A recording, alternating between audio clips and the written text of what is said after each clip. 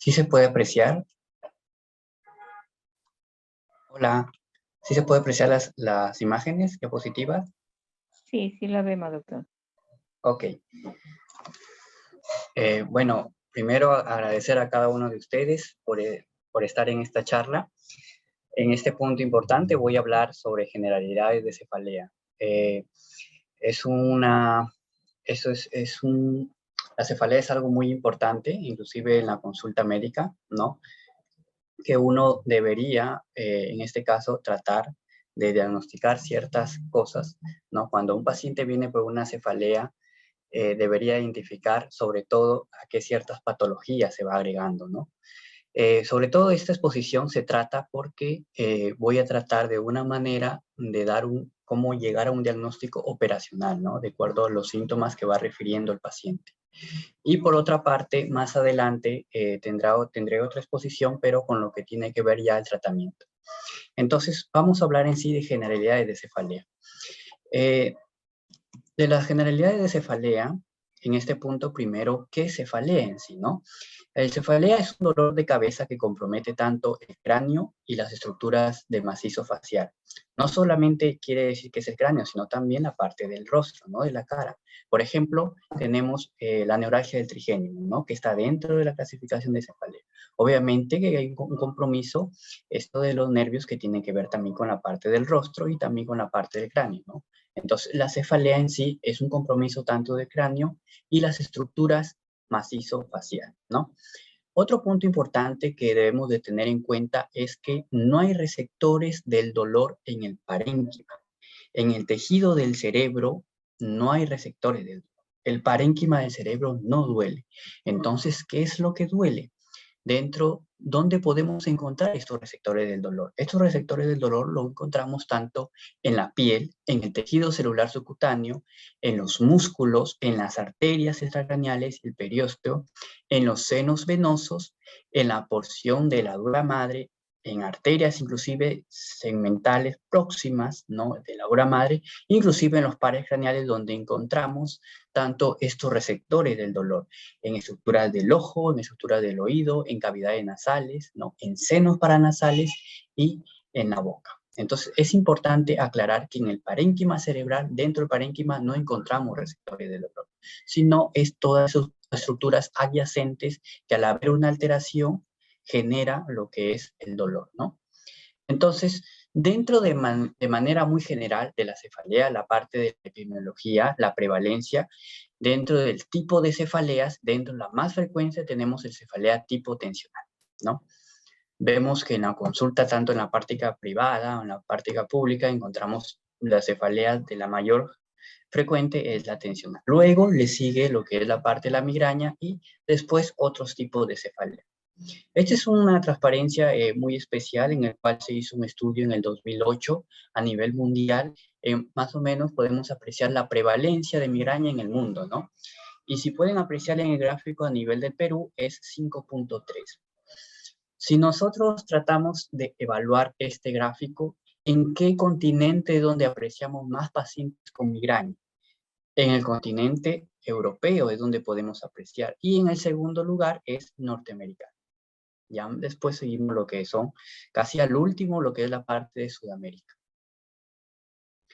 Cuando uno ve a un paciente con cefalea, debemos abordar ya de manera subconsciente lo que es la parte de la anamnesis, ¿no? Que es muy importante saber preguntar, ¿no? De acuerdo a lo que se pregunta, se va orientando qué tipo de cefalea tiene el paciente. Por ejemplo, es importante preguntar desde que empieza el paciente el tiempo de dolor de cabeza. La duración nos va orientando más o menos el tipo de dolor. Por ejemplo, en el caso de migraña, lo más frecuente es de que sea más de 4 horas. La frecuencia nos debe orientar si estamos hablando de un tipo de cefalea crónica, ¿no? O un tipo de cefalea de baja frecuencia o alta frecuencia. El curso de enfermedad también es importante, si es algo que es muy fluctuante o es algo progresivo, ¿no? Es una cefalea que va empezando de un inicio muy baja intensidad, luego se va aumentando, entonces uno va pensando a larga data que puede ser también un proceso expansivo, un tumor, ¿no? O inclusive también si es algo ocasional, como un ataque, ¿no? El dolor, como sabemos, la localización, ¿no? El carácter, o sea, el tipo de dolor. No es lo mismo tener un dolor tanto como latido, como es característico de un migrañoso, como opresivo, como es característico de una cefalea tensional, ¿no? La intensidad, generalmente lo que son leve a moderado, la intensidad es algo que es más para cefalea tensional, pero cuando es moderado o severo, ya estamos hablando algo de una migraña, ¿no? Los síntomas acompañantes, ¿no? La fotofobia, la sonofobia, las náuseas, ¿no? El aura, característico en los migrañosos, ¿no? O activadores también, los de que desencadenan tanto la alteración en el ciclo del sueño, en la vigilia, ¿no? O inclusive movimientos físicos, alimentos o fluctuaciones hormonales, que eso vamos a hablarlo más adelante. Y la historia clínica médica, los antecedentes son muy valiosos, preguntar si hay antecedentes familiares que también, algún familiar que sufre con dolor de cabeza, ¿no? Algún migrañoso, ¿no? ¿Qué tipo de medicamentos está consumiendo? El alcohol, nicotina, o si es alérgico a algunas cosas, ¿no? El examen físico, en realidad no hay que ser tan exquisito para hacer un examen físico, sino es algo muy dirigido, ¿no? Por ejemplo, paciente que tiene un dolor tanto facial, ¿no? Característico de una inervación del nervio trigémino, hay que evaluar ciertos puntos, ¿no? O que tiene molestias en los ojos, ¿no? Por ejemplo, aquel paciente que tiene presión ocular, ¿no? O dolor a la movilización de los ojos. Entonces, eso ya se va orientando que es un glaucoma, ¿no? O inclusive a la movilidad cervical, movimiento cervical, ya esto orienta de que puede ser también algún ejemplo, una cefalea cervicogénica, ¿no? O dolor también, por ejemplo, en neonatos, o, ¿no? En niños, en el cual hay algunos síntomas que algunos signos que nos orientan, por ejemplo, aquel dolor que se genera por golpes, ¿no? O presión en la parte del cráneo, ¿no? Por ejemplo, en las fontanelas, en un proceso ya de meningitis orientador, ¿no? Entonces, eso también nos puede tratar de ayudar. Por ejemplo, aquel paciente que tiene dolor al abrir la mandíbula, entonces se evalúa lo que es la parte de la articulación temporomandibular, los músculos de la masticación también, si hay una mioartropatía también, ¿no? Evaluación de la membrana de las mucosas, del estado dentario, que también nos orienta. Un dolor de diente también puede desencadenar una cefalea, que hay que tener en cuenta, ¿no? Palpación de la arteria temporal superior, que hay que descartar si es una arteritis de la temporal, ¿no? Al momento de palpar hay bastante dolor, ¿no? Edad, los antecedentes, también con respecto a la presión arterial, ¿no? Por ejemplo, también hay una cefalea, que es cefalea cardíaca, ¿no? Por hipertensión arterial. Aquel paciente que tiene una presión alta, pero se le da lo que es un antihipertensivo, baja la presión y desaparece el dolor de cabeza. Entonces, esos son algunos signos que son muy orientadores que nos ayudan a identificar qué tipo de cefalea, ¿no? Pero, ¿cómo se evalúa la cefalea en niños? Ya esto es algo muy especial que debemos de tener en cuenta, ¿no? Primero, desde el que el niño ingresa a un consultorio, la mayoría de niños quizás pensarán que este es un procedimiento en el cual genera dolor, ¿no? Quizás lo asocian a la vacuna, todo ello. Entonces, hay que tratar primero al niño, en este caso, de mantenerlo de una manera más tranquilo, de la manera más posible. Por ejemplo, en estas pautas que refieren, el médico debe tratar de agacharse al nivel de los ojos del niño, saludarlo y presentarse, ¿no? Ante el niño. La manera de una forma muy creativa tratar, porque a veces el niño es un poco tímido, ¿no? A veces tiene cierta dificultad de expresar. Entonces, la manera de tratar de ver cómo expresa el niño es que dibuje, ¿no? Entonces, útil un papel y crayola y decirle al niño más o menos que dibuje cómo es su dolor de cabeza. Entonces, la gran mayoría de niños expresan a través del dibujo. Entonces, dentro del dibujo también puede ser una medida muy orientadora para ver qué tipo de cefalea hay. Generalmente los migrañosos es una técnica muy usual que ayuda bastante de cómo se expresa el niño a través del dibujo, ¿no? Y esto ayuda el dolor de cabeza, ¿no? A identificar. Es totalmente diferente cuando ya evaluamos a niños mayores, en adolescentes, ¿no? Es totalmente diferente, en el cual, por ejemplo, el adolescente se trata de una manera de darle un poco más de confianza, de preguntarle directamente al adolescente y obviamente también al padre, dentro de los dos, de manera, en tiempos diferentes, ¿no? Entonces, cuando se va preguntando, obviamente, esto me ayuda un poco a tratar de traer más información a la vez que yo traigo más información, veo si hay alguna diferencia o algunos detalles adicionales y esto me ayuda a tener una mejor anamnesis y llegar más de todo al diagnóstico preciso. Otro punto muy valioso que debemos tener en cuenta es que no hay que tratar de hacer preguntas muy cortas, ¿no? O en el sentido de preguntas no muy cerradas que respondan sí, no, sino que hay que tratar de hacer preguntas muy abiertas. Por ejemplo, desde que se presenta el paciente se le dice en esta pregunta, por ejemplo, ¿qué te trae por aquí hoy?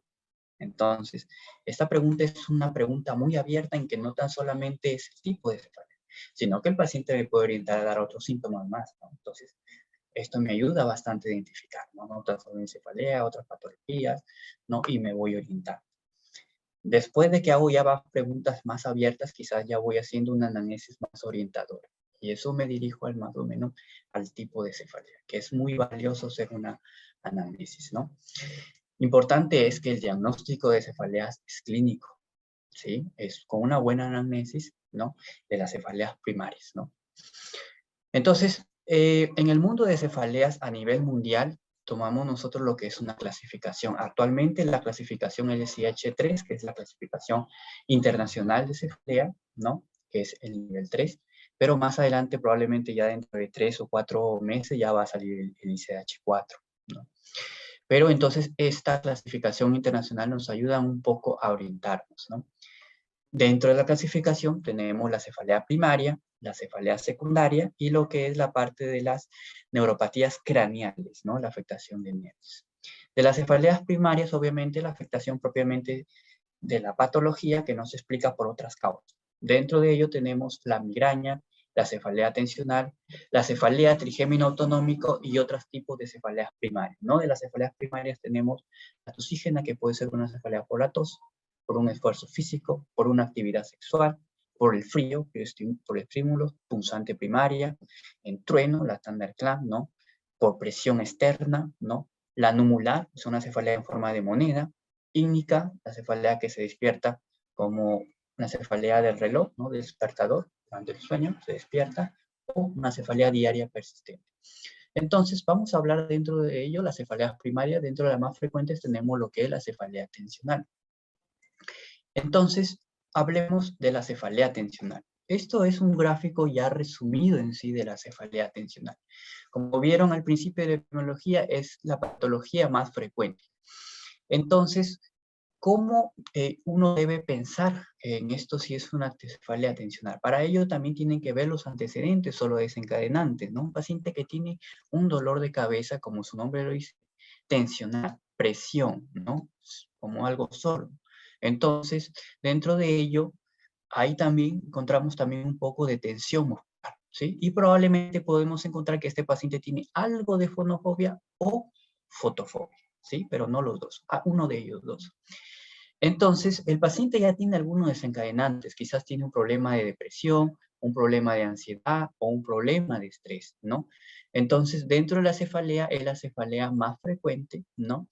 Y la duración puede ser paciente que puede tener un dolor de 30 minutos o un dolor hasta 7 días, ¿sí? Y rara veces pueden ser diarios, pero el dolor de cabeza es leve a moderado. Este es un punto muy valioso en el cual me ayuda a identificar una cefalea tensional de las demás cefaleas. La pregunta es, en este caso, la particularidad es que esta cefalea tensional no empeora el dolor con la actividad física. Por ejemplo, el paciente llega en la consulta privada, se le hace la pregunta, por ejemplo, a aquel joven que tiene dolor de cabeza, se le dice, este dolor de cabeza, cuando tiene el dolor de cabeza y realiza alguna actividad, ¿no? Ya sea en casa, siente que el dolor de cabeza no empeora, ¿no? O siente de que calma al menos un poco. Entonces, si el paciente dice que no empeora o calma un poco con la actividad, entonces estamos hablando de una cefalea tensional. Pero si ve que con esto, con la actividad, no lo puede soportar, prefiere irse a un cuarto, encerrarse, entonces este es un dolor de cabeza que discapacita, estamos hablando de una migraña. Entonces, tener en cuenta que la cefalea tensional no empeora con la actividad física. Es un punto muy particular que lo diferencia de los demás tipos de cefalea, ¿no?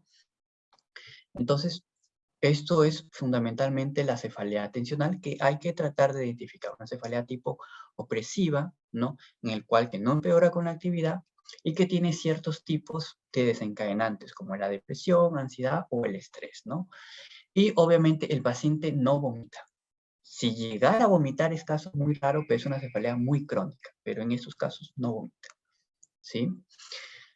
Eh, en pediatría, la cefalea atencional se presenta en 10, inclusive el 24% de los niños y adolescentes, pero generalmente estos tipos de cefalea atencional, los niños generalmente no lo llevan a la atención médica. ¿Por qué?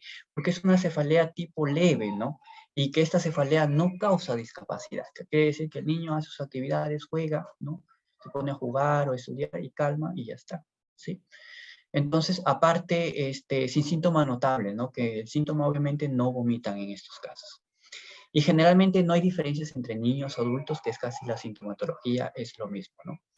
Y fundamentalmente, como le dije en un principio, el dolor no aumenta con la actividad física. Eso es la cefalea tensional. En cambio, la migraña es totalmente distinto. En la migraña, en realidad la migraña es una enfermedad, no es un simple dolor de cabeza. ¿Por qué?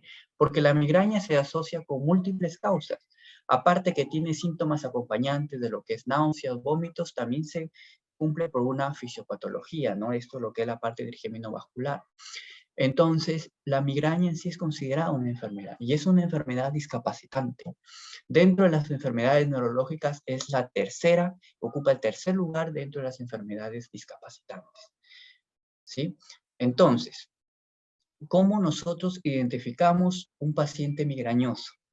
Obviamente, dentro del adulto es un dolor de cabeza que es dentro de 4 a 72 horas.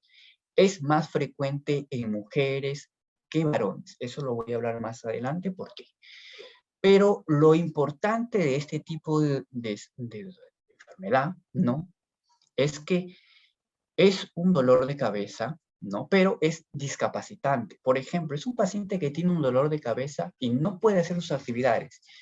Para ver que está calmando, prefiere irse a su cuarto y apagar todas las luces. Apagar la luz, cerrar las ventanas, el sonido, no aguanta el sonido. Entonces, es un dolor de cabeza que el paciente no tolera el sonido, no tolera inclusive la luz. Otra particularidad que a veces no se describe muy bien es que no tolera inclusive los olores fuertes. Por ejemplo, la colonia, no, una sazón, no lo tolera porque siente que le causa el dolor de cabeza, ¿sí? Entonces, estos pacientes, si no se tratan adecuadamente, es un dolor de cabeza que esta enfermedad tiende a discapacitar. Entonces, inclusive, imagínense, un paciente migrañoso que no controla su dolor de cabeza, tiene un dolor de cabeza que no puede hacer sus actividades diarias, inclusive afecta a poblaciones jóvenes, de 15 a 25 años, es lo más frecuente. Entonces, un paciente que en esa edad es un paciente activo, que realiza varias actividades, tiene un trabajo y que tenga un dolor de cabeza discapacitante, entonces eso crea ausentismo laboral. Y entonces eso trae problemas económicos, ¿no? No tan solamente la migraña esto trae problemas económicos, sino también trae problemas muchos sociales. Por ejemplo, un paciente que, bueno, migrañoso, que tiene un dolor de cabeza, no puede inclusive reunirse con sus amigos porque siente que le va a venir la migraña otra vez y siente este miedo, entonces trae también muchos problemas tanto sociales, económicos, ¿no? Laborales, ¿no? Y trae otros problemas mucho más. ¿Por qué? Porque un paciente, imagínese, sometido a dolores de cabeza, inclusive diarios y son crónicos, esto trae múltiples problemas como problemas de ansiedad, depresión, ¿no? Otros problemas psiquiátricos. Entonces, es importante tratar esta enfermedad que es la migraña, ¿sí? Es importante porque esto trae múltiples complicaciones, discapacidad sobre todo, ¿no? Inclusive, por ejemplo, cuando yo rotaba en España, hay una ley, hay una norma que inclusive a aquellos pacientes en el cual no se le da un tratamiento adecuado, en que ya no se puede dar un tratamiento adecuado, entonces hay una norma en la cual ya se considera discapacidad en estos pacientes con migraña. Entonces, es muy valioso identificar tempranamente y dar un buen tratamiento adecuado, ¿no? Obviamente es 50-50, 50% da un tratamiento farmacológico, pero también hay que dar otros tratamientos que son preventivos, que es importante en estos pacientes, ¿sí?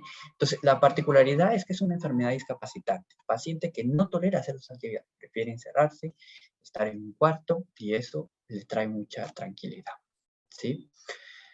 Entonces, aquí podemos ver un gráfico de manera muy sucinta general. Vemos inclusive lo que es las fases en esto de la migraña con respecto al tiempo, ¿no?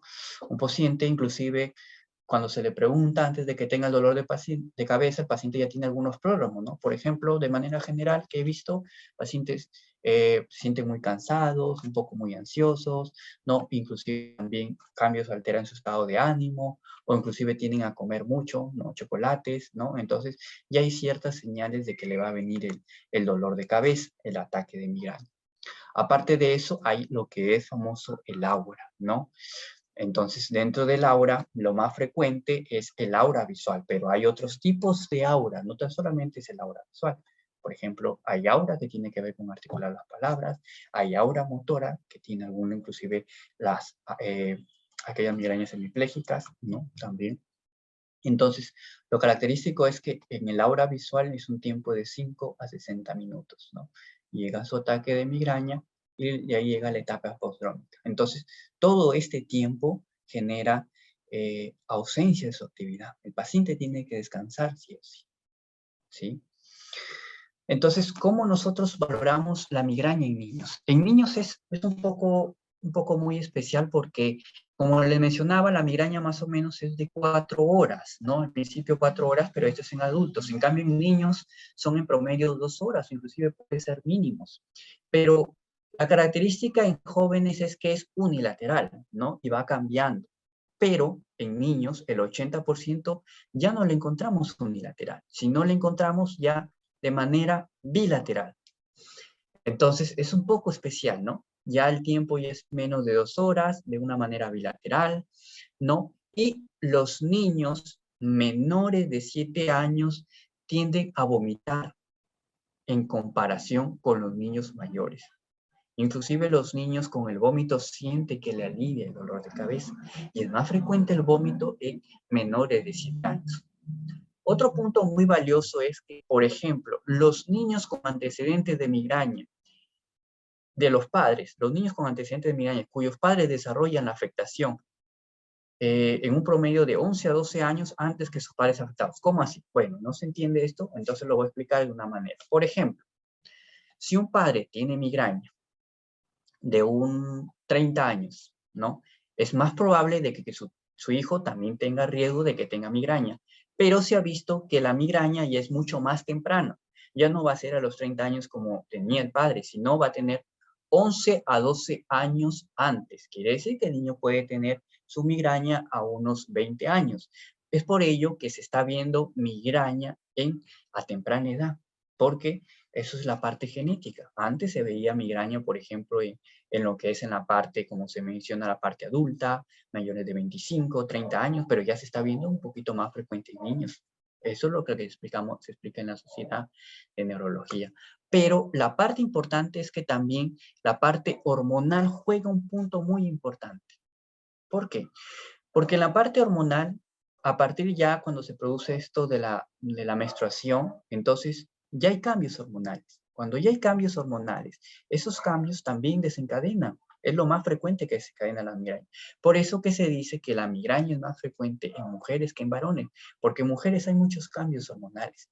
Entonces, eso se asocia y se explica lo que es más frecuente en la parte de mujeres. Ahora, eh, en niños ya no puedo preguntar en estos casos, por ejemplo, que lo discapacita, ¿cómo llego a preguntar a la anamnesis? Entonces, por lo general, en los niños se le pregunta a la madre cómo está, ¿no? Si el niño durante el dolor de cabeza deja de jugar o deja de estudiar y se pone pálido.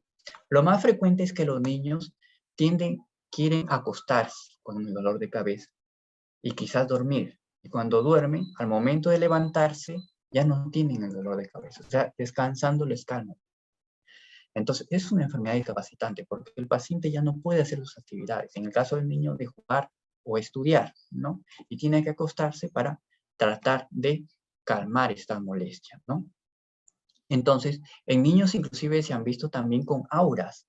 Por ejemplo, en este punto el aura puede ser variante, destellos luminosos en los ojos, inclusive alteraciones sensoriales como adormecimientos en manos, en brazos o inclusive trastornos de habla.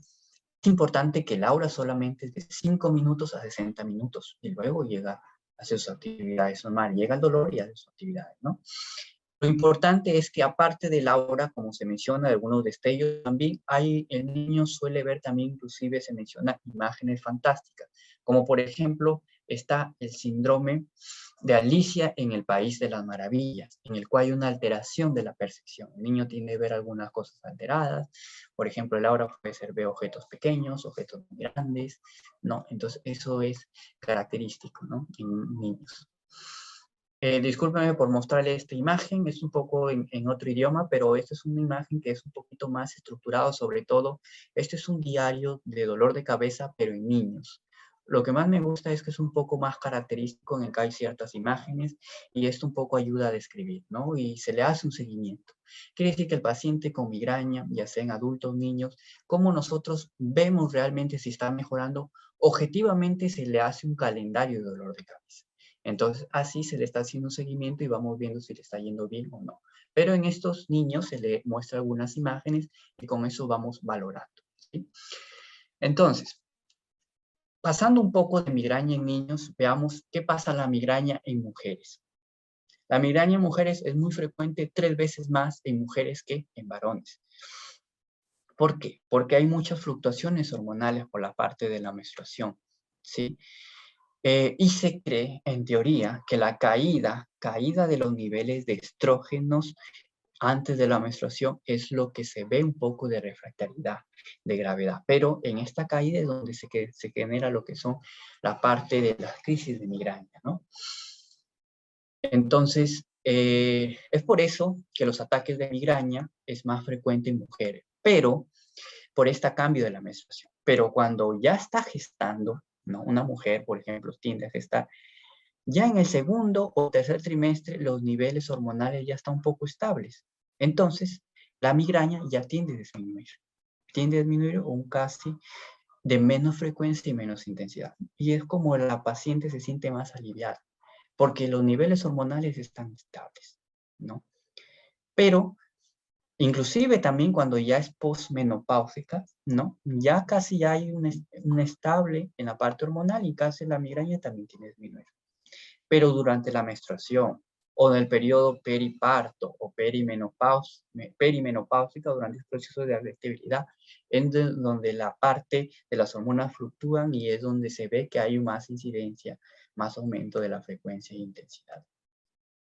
Bueno, lo importante es que se lleven este mensaje de identificar una migraña clásica de una cefalea tensional. Sabemos que la tensional, tensión opresiva. Migraña clásica que puede ser algo como pulsátil, como latido del corazón. La característica particular es que si discapacita o no. La migraña discapacita, la tensional no. El paciente hace sus actividades y calma. Eso es lo más fundamental de tratar de identificar. Y obviamente los antecedentes hay que ver el paciente tensional, si es un componente más ansioso, depresivo y otra cosa más. En cambio, en migraña hay que ver otras cosas más, ¿no? Pero la discapacidad es lo que nos orienta, ¿sí? Entonces, después de las cefaleas primarias que vimos tanto la tensional, la migraña, otro punto de identificar de manera operativa es las cefaleas trigémino-autonómicos, que este es un mundo. Entonces, es importante identificar. Dentro de las trigéminas autonómicas, de lo más frecuente que pueden identificar es la clúster. De ahí sigue la cefalea, la hemicrania paroxística, la zona, los en fin. Solamente voy a presentarle esto, lo que es una clúster, que pueden identificar, que esto podemos ver la característica del paciente, que es más frecuente en varones que en mujeres. Lo importante de esto del clúster, cómo tratar de explicar eso a ustedes, que he visto también en pacientes, en algunos pacientes lo manifiestan como una sensación de una puñalada en el ojo. Entonces el paciente, algunos dicen, o se describe en la literatura, siento como si me peñalaran en el ojo, pero de un cuchillo brillante. Y ese cuchillo brillante es lo que me desencadena un poco de lagrimeo, inyección conjuntival, ¿sí? Entonces, la característica de clúster es que se asocia particularmente en esto, es que hay síntomas autonómicos, ¿sí? Dentro de los síntomas autonómicos que podemos identificar puede ser la sudoración, la epífora, lagrimeo, enrojecimiento facial o inclusive un poco de rinorrea, ¿no? Pero es más frecuente en varones que en mujeres. Sobre todo antecedentes de pacientes con consumo de alcohol, falta de sueño o estímulos de luz, ¿no? Y eso es lo más particular. Lo más importante de estos pacientes es que a menudo ocurre durante la noche y importante es que los pacientes están inquietos durante el dolor de cabeza. Están muy inquietos y caminan. De una manera tienen que estar en movimiento porque sienten de que algo va a caminar. Por el dolor los mantiene muy inquietos. Es algo que los diferencia de los más del migrañoso y del tensional. Porque el tensional es su actividad y siente que calma. El migrañoso no, prefiere ir a acostar, apagar la luz y ya está. Pero que el clúster no, tiene que estar caminando de manera muy inquieto y su dolor. Entonces, es importante. Dentro de las trigéminas autonómicas, ven un paciente con cefalea migrañal y con cefalea con síntomas trigéminos autonómicas, signos trigéminos autonómicos, lo derivan, ¿no? Entonces, nosotros, por ejemplo, de trigéminos autonómicos, identificamos dentro del tipo que es. Voy a hablar de manera muy general porque es un poco más complejo. De manera muy sucinta, viene el paciente con esto, con la parte autonómica, la cefalea migrañal, todo esto, identificamos. Bueno, hacemos una prueba, indometacina. Indometacina, si resuelve los síntomas, estamos hablando de una migraña, y ahí nos podemos identificar. Pero si no, vemos un clúster y el zoom. La diferencia es por la duración. El zoom son algunos segundos, el clúster vemos algunos minutos y ya está, ¿no? Entonces, eso nos identificamos. Pero en el caso, por ejemplo, de un médico general o algo que no puede, pero si ve, mejor es derivarlo y nosotros vamos orientando, ¿sí?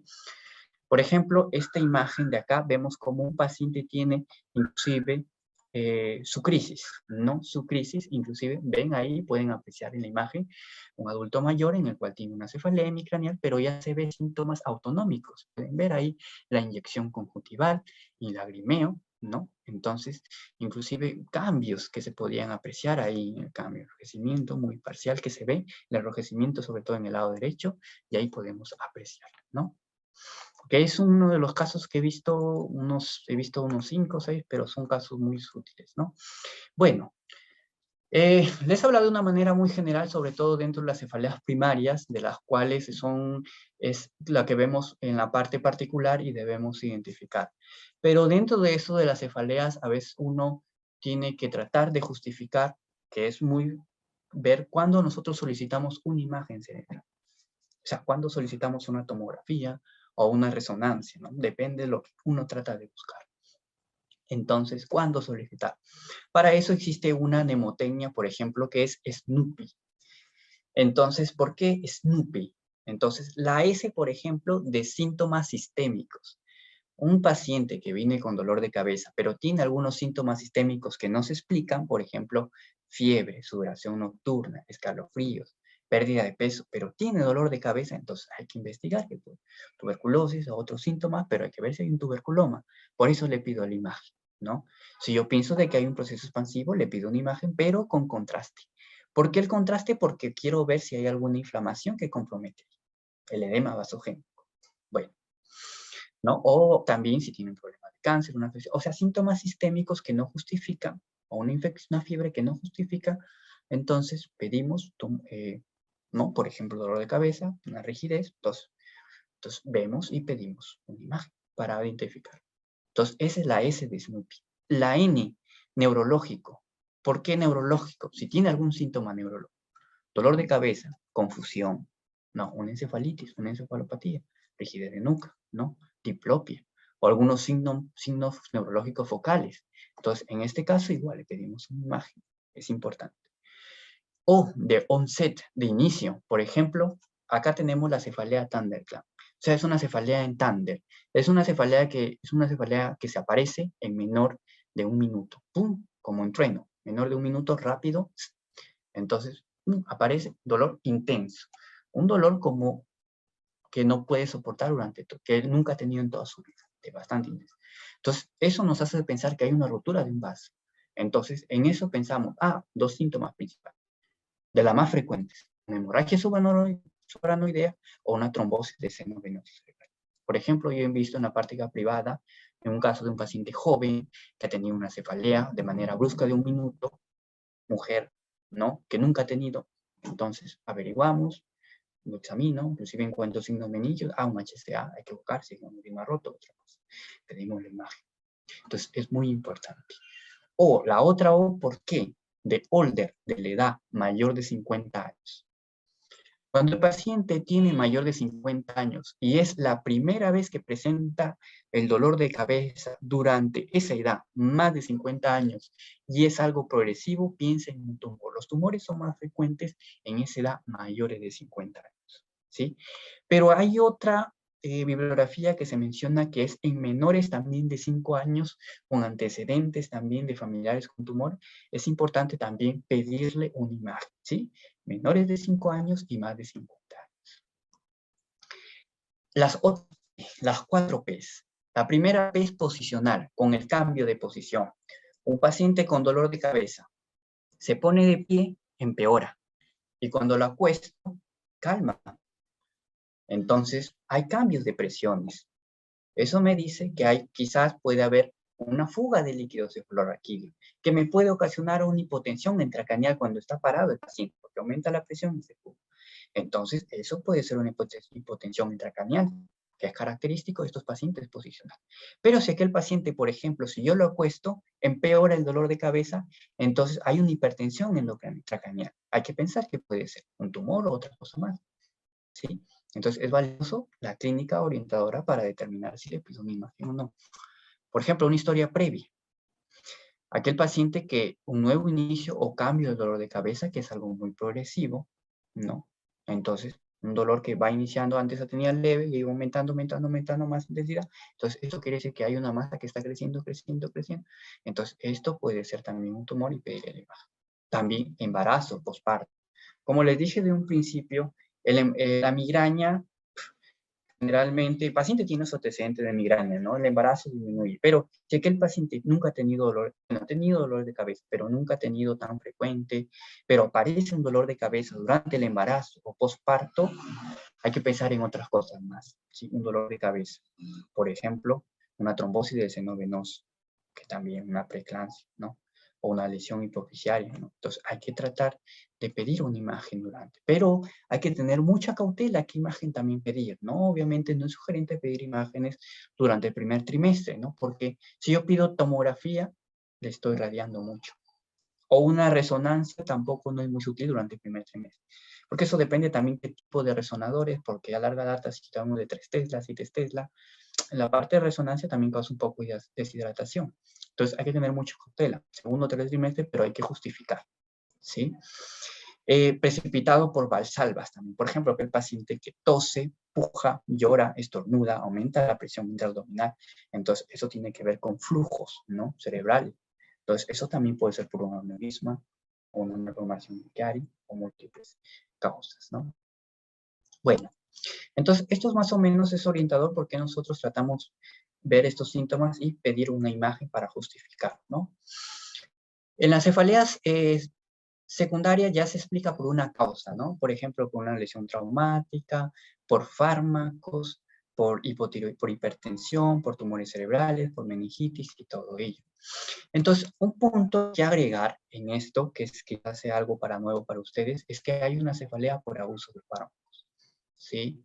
Por ejemplo, un paciente que consume muchos ibuprofenos se está ganando su cefalea por abuso de fármacos. Entonces, ¿cómo yo diagnostico? Es aquel paciente, por ejemplo, que tiene dolor de cabeza más de 15 días al mes por un trastorno de dolor persistente. Por ejemplo, tenemos un paciente con migraña que no está tratado muy bien. Es un paciente que todos los días tiene dolor de cabeza. Dale su ibuprofeno mejor y para que calme su dolor. Va muy bien, pero obviamente, aparte de su migraña, el paciente se está ganando su cefalea por abuso de fármacos. Entonces ya tengo dos problemas que tratar. Entonces, no es por medicina dar por dar, sino hay que tratar cuándo debo manejar, porque hay tratamientos en el cual se da para algo agudo, que no siempre todos los días va a ser algo agudo, y hay tratamiento que es tratamiento preventivo. Entonces, es muy valioso identificar esto. Entonces, por ejemplo, aquel paciente que consume más de 15 días al mes paracetamol, ya sea por diferentes tipos de dolor, ácido acetilsalicílico. Otro AINE se está ganando su cefalea por abuso de fármaco. O aquel paciente que consume más de 10 días al mes de ergotaminas, opioides, el tramadol, le dan, mira, te doy tramadol más de 10 días al mes. Entonces ya se está ganando su cefalea por abuso de fármaco. Entonces es muy valioso ver a estos pacientes, tratar adecuadamente a estos pacientes, porque esto a larga data trae múltiples problemas. Obviamente, en la actualidad en mi práctica privada ya no estoy viendo simple migrañas, sino estoy viendo con otros tipos de patología. Por ejemplo, con la cefalea de uso de fármaco ya me llegan así. Me llegan pacientes con cefalea crónica con abuso de fármaco. Entonces, es muy valioso ver estos pacientes, ¿no? Identificar, tratar de ver qué tratamiento, por ejemplo, vitaminas más de 10 días, opioides, los triptanos, analgésicos o paracetamol más de 15 días y valorar, ¿no? Dentro de ello, que he hablado un poco de la cefalea primaria y de manera muy rápida la cefalea secundaria, hablamos un poco de las neuropatías craneales dolorosas. Esto de una manera muy general. Dentro de las más frecuentes que tenemos es la neuralgia del trigémino, ¿no? He visto muchos pacientes con neuralgia del trigémino. Los más comunes tienen que ver de todos sus dermatomas. Es un dolor de cabeza que es muy intenso, en relámpago, shock, y es unilateral de acuerdo a la inervación, ¿no? De las raíces del nervio, ¿no? Obviamente sabemos que son las 3 raíces de este nervio trigémino, ¿no? Y que puede ser desencadenado por múltiples estímulos, táctil, el habla o cambios térmicos, ¿no? Vemos aquí, vemos B1, nervio oftálmico, B2, ¿no? O nervio mandibular, y esto va a ser dolor que son segundos, ¿no? Entonces, es un dolor de cabeza que se puede identificar de acuerdo a los dermatomas, ¿no? Y valorar. Entonces, es un paciente inclusive que no pueden comer, no pueden gritar, por el mismo dolor que tienen. Entonces, es importante identificar estos pacientes y tratarlos fundamentalmente, ¿no? Otro tipo de las neuralgias, de las más frecuentes, tenemos la neuralgia del occipital mayor, que es una de las otras de las más frecuentes que hoy en día vemos, ¿no? Por ejemplo, aquel paciente que refiere que tiene un dolor cervical y se va hacia la frente, el paciente mismo lo dice, porque justamente es una inervación que tiene que ver con el occipital mayor, ¿no? Que justamente aparece este nervio occipital mayor y se va hacia la frente. Entonces, es importante tratar de identificar esto, que puede ser por múltiples causas. Puede ser por un síndrome doloroso propiamente del mismo irritación del nervio occipital mayor, o puede ser también por una compresión, ¿no? Puede ser una compresión inclusive de las mismas raíces que salen del nervio a nivel de C1 o C2. Como podemos apreciar acá, vemos aquí lo que es el nervio occipital mayor. Entonces, dentro de esto va a generar el dolor de cabeza, ¿no? Inclusive lo vemos pacientes que tienen una compresión, que son muy tensos, una compresión del nervio, por ejemplo, del músculo occipital mayor que se contrae, genera presión y eso genera dolor, ¿sí? Y es importante identificar, como podemos ver aquí en estos pacientes, ¿no? Entonces, ¿cómo podemos ver? Por ejemplo, este es un punto anatómico, el punto de Arnold, ¿no? En el cual se trata una línea imaginaria de la parte mastoide hasta la parte del occipital mayor y se divide en 3 partes. En el tercio interno, en este punto tercio interno de los tercios, es donde presenta el paciente al momento de palpar, presenta el dolor. Y para que sea positivo es un dolor que el momento que se palpa genera el dolor acá y se irradia hacia la parte frontal. Entonces estamos hablando de una neuralgia del occipital mayor, dentro de la neuralgia. Y que hay otros tipos de neuralgia, que vemos una neuralgia de glosofaringeo, ¿no? Por ejemplo, que el paciente que tiene dificultad, ¿no? O dolor cuando pasa los alimentos, entonces también íbamos viendo. Entonces, el día de hoy he tratado de hablar de una manera muy sucinta. Yo sé que cefalea es un mundo, pero he tratado de hablar de una manera operacional. O sea, no tratar de explicar, sino tratar de diagnosticar de manera muy específica, identificar. Si hay algunas cefaleas complejas, lo sé que hay, inclusive he visto que pacientes que tienen una neuralgia de Arnold, una migraña, una cefalea por abuso de fármacos a la vez y una parálisis facial, y es un mundo tratar. Entonces, estos pacientes hay que tener mucho cautela en tratar de identificar. Entonces, para el día de hoy he identificado, he tratado de explicar de una manera muy sucinta esto lo que es el diagnóstico, pero de manera operacional, pero más adelante ya voy a hablar del tratamiento. El tratamiento sobre todo en la parte de emergencia y en la parte ya de una manera más por consultorio, de una manera más hospitalaria. Entonces es importante. ¿Y qué cosas no se debe dar también en migrañosos? Que es importante identificar. Entonces, esto es de manera muy sucinta que he tratado de recopilar algunos casos de lo que es las cefaleas, y si hay algunas preguntas, podría tratar de aclarar, ¿no? Bueno. A ver, doctor, buenas noches. A ver, chicos, preguntas. Doctor, yo sí tengo una pregunta. Sí.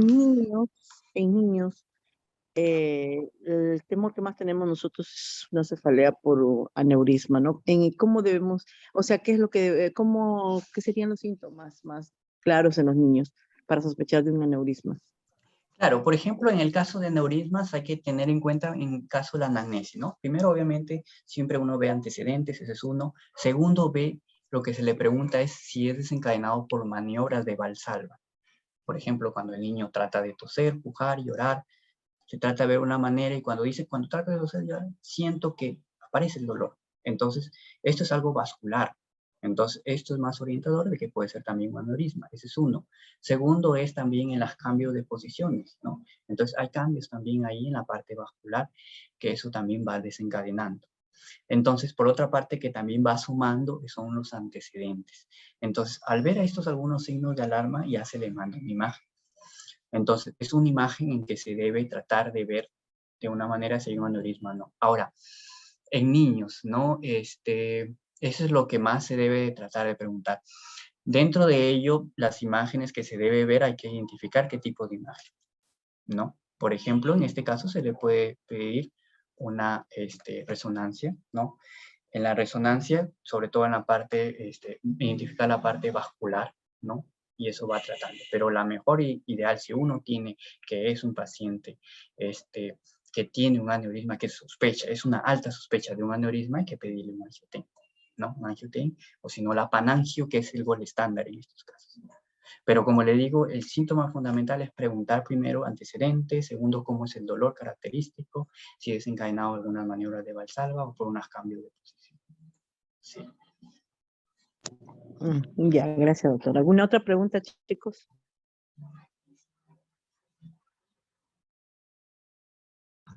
Pueden desactivar su audio si quieren preguntar.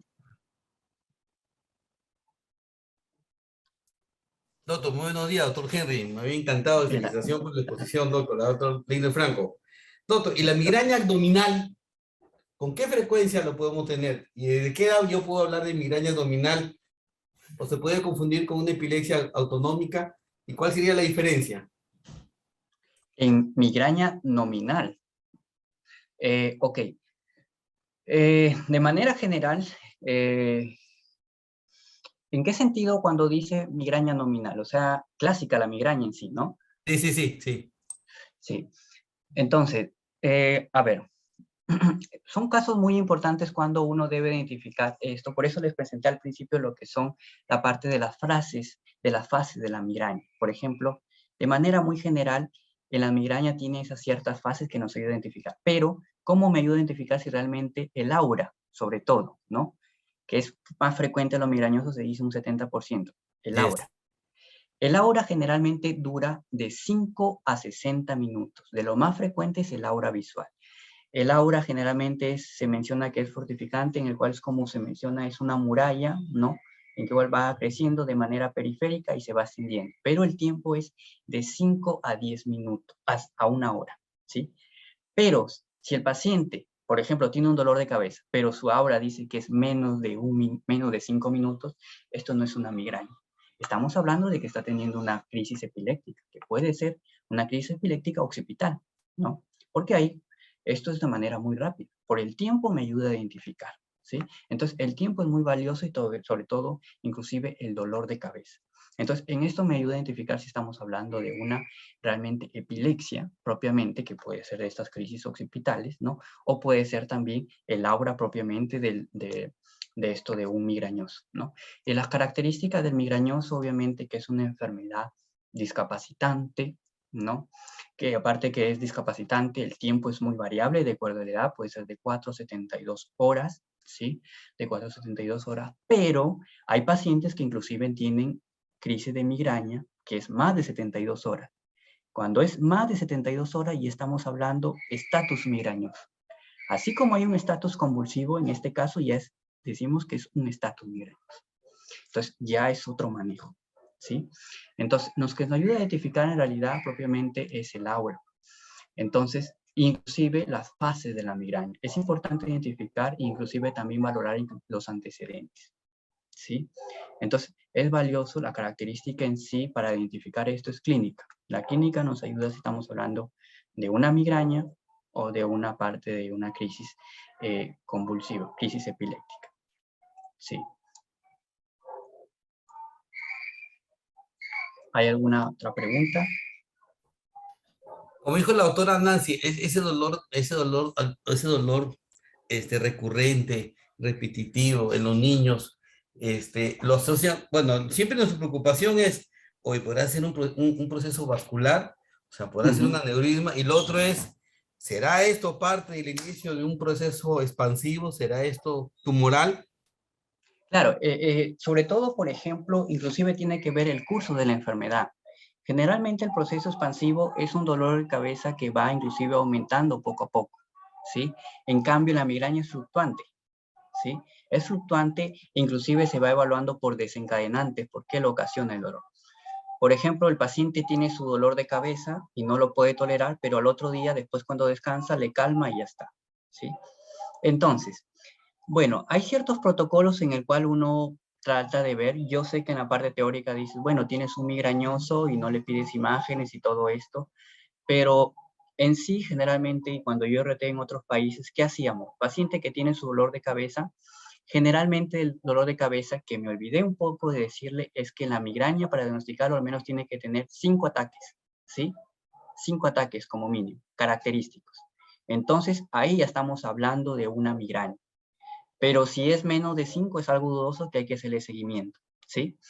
Ahora, en estos pacientes a veces la duda, le pueden pedir alguna imagen y no hay problema, que eso es un parte de su basal, ¿sí? Porque en la práctica privada que yo veía cuando rotaba, se le pedía al paciente igual. Yo sé que a veces una migraña, todo, pero se te pedía un basal. Pero eso sí, no justifica pedirles más exámenes, ¿me entiende? Alguna imagen, una tomografía, resonancia.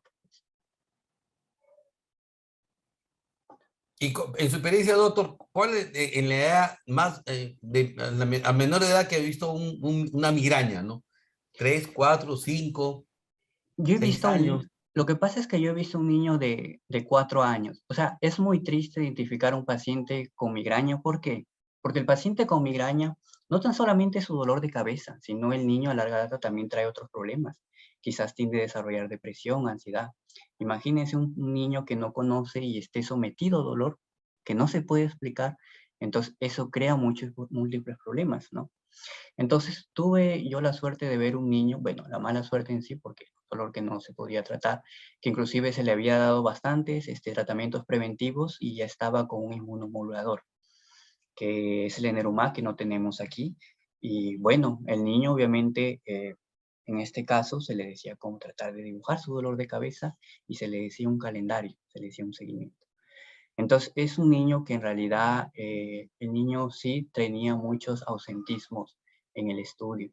Entonces, eso también trae mucha implicancia con la parte académica.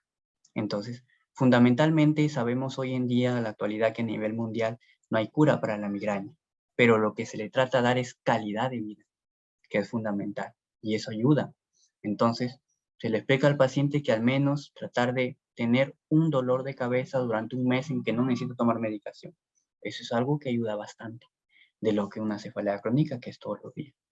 Entonces, realmente trae muchas cosas, ¿no? O sea, la migraña en sí no solamente lo ve la parte médica, sino otras cosas más, que son multifactoriales. Por ejemplo, también lo ve el psicólogo.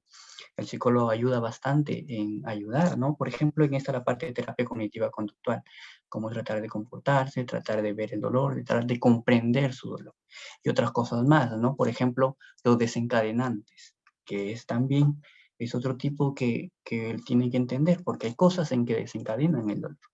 Por ejemplo, hay unos que desencadenan, por ejemplo, el maní, otros el chocolate, el café. Entonces, eso también uno tiene que identificar. Esto, los desencadenantes, se describen en la literatura, pero depende de la respuesta de cada organismo. Por ejemplo, esto tiene que ver muchas cosas, que inclusive lo entendí cuando estuve ahí, en que el paciente, su dolor de cabeza se cadena porque hay muchos cambios. Por ejemplo, Si tenemos un paciente que durante su vida está tomando café, un poco, cierta cantidad, pero si yo aumento la concentración de café o bajo, le retiro de manera brusca, ese cambio brusco le genera crisis de migraña, ¿sí? Por ejemplo, un paciente, por ejemplo, un migrañoso en Piura, que está ahí espectacular con este clima, pero lo mando, por ejemplo, a la Antártida. Entonces, ese cambio de clima extremo le desencadena el dolor de cabeza. Su manera de adaptarse le desencadena el dolor de cabeza. Entonces, esos cambios producen, no tan solamente en esta parte del clima, inclusive la alimentación, sus horas, debe dormir adecuadamente. En realidad, el paciente migrañoso debe seguir una vida rutinaria, una vida tranquila, evitar, obviamente que todos estamos sometidos al estrés, pero tratar de adaptarse, ¿sí? Por ejemplo, también he visto en mis consultas pacientes migrañosos que todos sus días están sometidos al estrés de trabajo. Durante 12 horas trabajando, ¡pum!, le quito ese estrés. Por ejemplo, fin de semana se pasan en la cama con su crisis de migraña. ¿Por qué? Porque le he quitado ese estrés. Entonces, de esa manera, ese cambio le produce su crisis migrañosa. Y se lo pasa su fin de semana en cama. Porque obviamente no está adaptándose. Su forma de adaptación genera el dolor de cabeza. Entonces, un dolor de cabeza benigno. Entonces, es importante también que es un manejo más multifactorial, ¿no? Por ejemplo, en el caso de niños con el pediatra, el neurólogo, ¿no? O en este caso, el neuropediatra, ¿no? Tratar de un poco valorar, de ver el comportamiento del niño y hacerle seguimiento, ¿sí? Y vamos viendo cómo va toda esta situación. Manejar también la parte del entorno, inclusive los mismos padres, la parte genética también, eso es muy valioso, ¿sí? Y muchas cosas que uno tiene que identificar. Inclusive, bueno, la migraña en sí es una cefalea primaria, ¿no? Pero por eso les mencioné al principio, les brindé algunos signos de alarma que uno debe identificar. Quizás se van a llevar a sorpresas de que hay pacientes de que tienen la migraña, pero tienen otras cosas que no cuadran, ¿no? Entonces, hay inclusive cefaleas que son simuladoras de migraña, ¿sí? Por ejemplo, un tumor también te puede simular una migraña, pero por eso hay que tratar de examinar ampliamente. En este caso, por ejemplo, ver inclusive algunos factores de riesgo, hacer un buen examen e identificar. Si no cuadra, hay que ver parte enviar al neurólogo y tratar de ver algunas cosas, ¿sí? Pero como le expliqué de manera general, esto es la parte de migraña, tratar de ver en sí, de identificarlo, ¿no? Y algunas cosas que uno va valorando. Doctor, buenas noches. Soy la doctora Ajá. Castro, pediatra. Quería hacerle una pregunta. ¿Cuáles serían, digamos, las características que nosotros como pediatras debíamos tener para plantear una migraña infantil y cuál sería el tratamiento escalonado en este tipo de pacientes? Y otra pregunta sería, ¿cuáles serían las complicaciones que se podrían presentar en estos niños con migrañas o con crisis severas, digamos, que no reciben un tratamiento a lo mejor adecuado para la migraña? Sí, bueno, para aclarar un punto en esto cuando expliqué con respecto a la migraña en niños, les dije un tiempo que era 4,72 horas, pero es un poco que cambia, ¿no? Más o menos es de 2 horas en promedio hasta 72. Ahora, el dolor de cabeza en niños generalmente es bilateral, ¿sí? El 80%, pero también pueden encontrar unilateral. Una cosa que deben tener en cuenta es que si es unilateral, tiene que ser cambiante el dolor. O sea, el paciente tiene que tener, si ya tiene en el lado derecho, pero hay veces que puede tener en el lado izquierdo, que es normal. Pero es anormal para mí cuando siempre es en el mismo lado. Siempre es en el mismo lado. Entonces, esto es otra cosa. Sí, hay algo que tengo que pensar. Entonces, en niños es de 2 horas a 72. Como le dije, el 80% es en el caso bilateral, pero si es unilateral, tiene que ser cambiante, ¿sí? Ahora, es pulsátil, ¿sí? La gran mayoría es pulsátil, 60-70%, o punzante, como lo refieren. Pero aparte tiene otros síntomas, que son fotofobia, sonofobia, no tolera la luz, no tolera los sonidos, o no tolera los olores, ¿no? Inclusive el paciente en niños, como les mencioné, menores de 7 años, tienen que vomitar para ver que ya se sienten tranquilos. Entonces, en eso hay que estar perenne, ¿no? El vómito, obviamente, es un vómito que es normal, pero si es un vómito escopetazo, ¿no? Con bastante presión, es otra cosa. Y estamos hablando de un vómito de una hipertensión endocrinal, ¿sí? Entonces, eso más o menos es una característica de un paciente niño con migraña.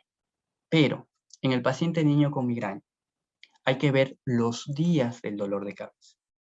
Como les dije de un principio, la migraña al menos tiene que ser como mínimo más de 5 veces, ¿sí? Característicos.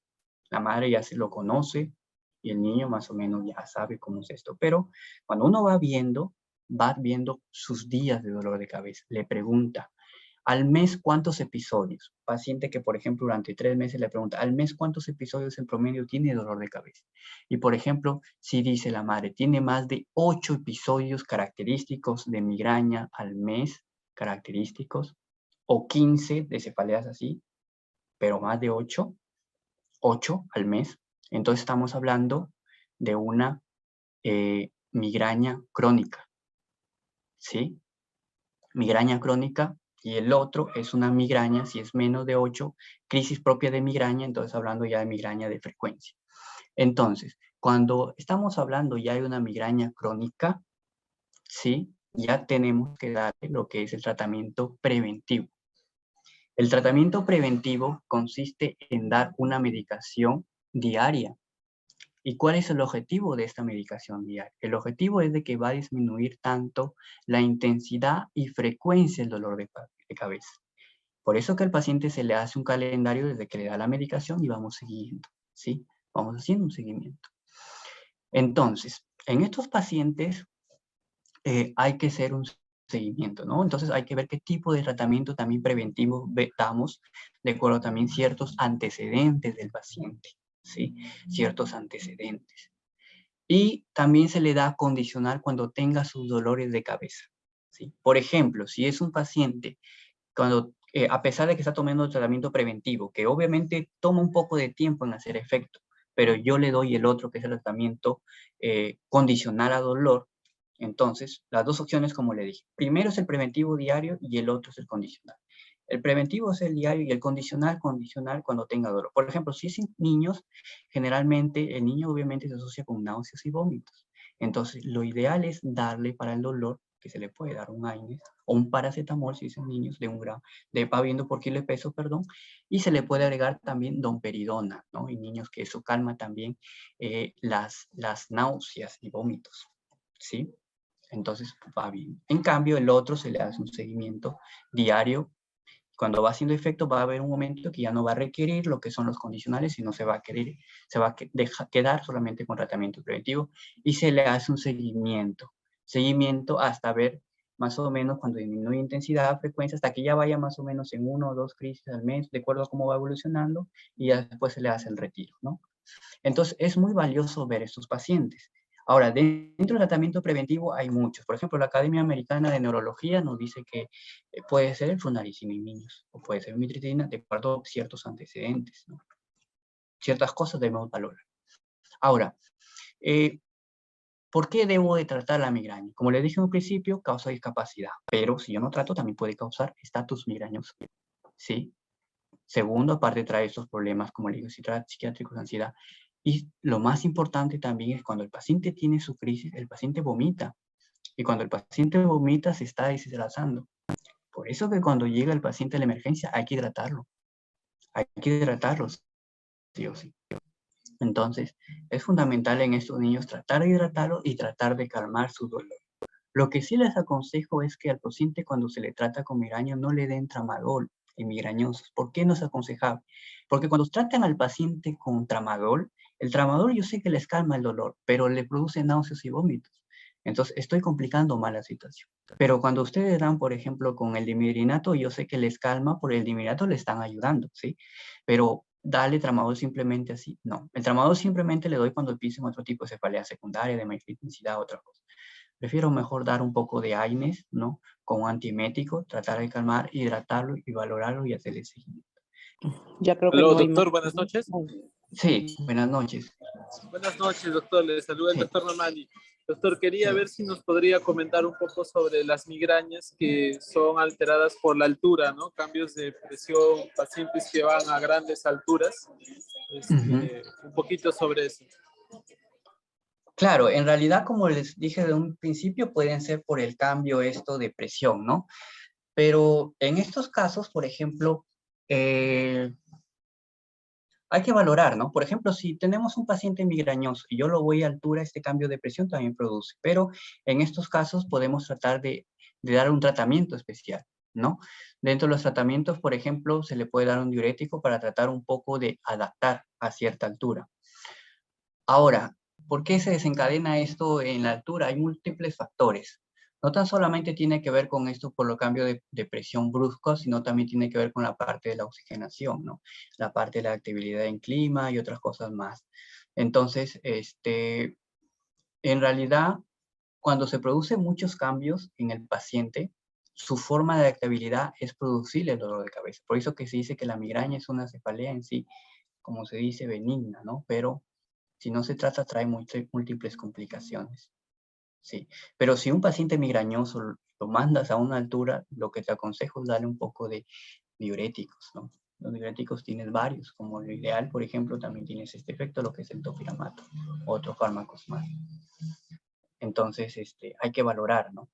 Pero, no tan solamente la altura, cambio de clima, la alimentación, inclusive también yo menciono a los pacientes en los tipos de ejercicio, ¿no?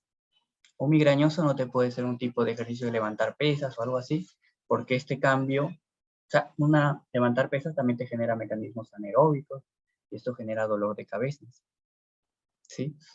Entonces, hay muchas cosas ahí en que, sobre todo el paciente tiene que entender y hacerles comprender, ¿no? Entender en sí su enfermedad de esto de la migraña. No sé si habrá otra duda. Yo creo que ya no hay más preguntas, doctor. Me queda más que agradecerle en nombre de Carita Feliz, su exposición, excelente. Entonces, espero de que al menos he aclarado alguna parte con respecto a cefalea. Yo sé que cefalea es un mundo, pero trato la manera más sencilla de aclarar. Yo sé que hay muchas Gracias, dudas. doctora. Muchas gracias, excelente. Bienvenido. Entonces, muchas gracias. Tengan un buen día. Gracias.